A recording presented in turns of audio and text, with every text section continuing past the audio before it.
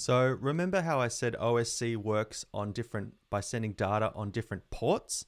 And we also noticed that when we had one Max for Live device reading the data from a port, it stopped another Max for Live device from receiving that same data. So what we're going to do first here in our OSC face tracking Max for Live device is simply reroute the data that's coming in on port 833 to a different port.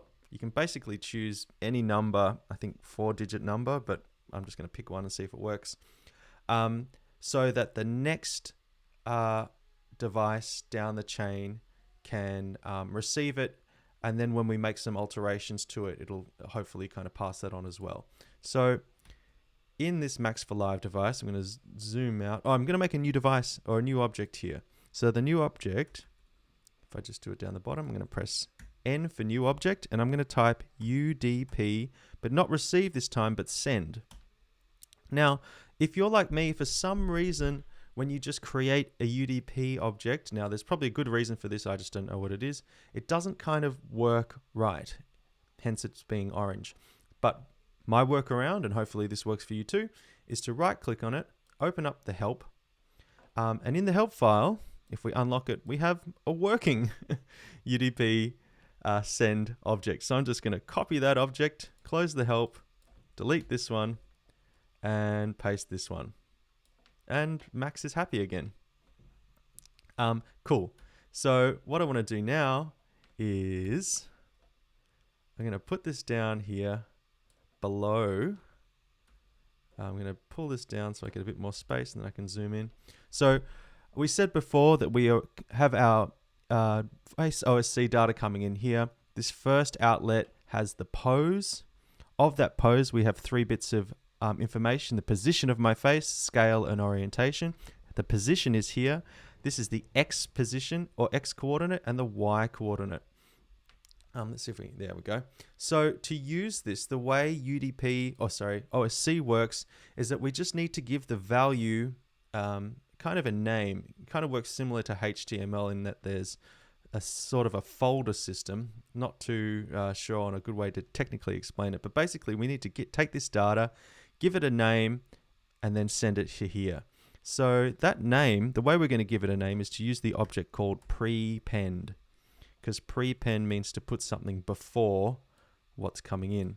So if I prepend and then just the letter X, we said this is the X coordinate of our face position. If we just have a quick look at what's coming out of here and then make sure my face is getting tracked, we can see now we're getting the message that says X and then this value. And if we just had a look at what's coming out of here, of course, it's just the value. So prepends the symbol or the letter X, and then the number value that we're getting. So if we send that to here, that will be sent via OSC out over, now here's the kicker, this different port. Don't worry about this IP address, just leave it there. But the port we're using now is 7400. Cool. So just to show that that is a thing, we are going to save this patch now, close it. Back in live, you might need to reinstantiate it. So because we made a change, just close it, open it again. Now we remember we had this OSC monitor over here. Before we were monitoring the same port as what our as the one our application was sending out, 8338. We just changed it over here to 7. They were taking in the data from 8338, but now we're sending it out again, 7400. So in our port, I'm going to type in 7400 and then turn it on.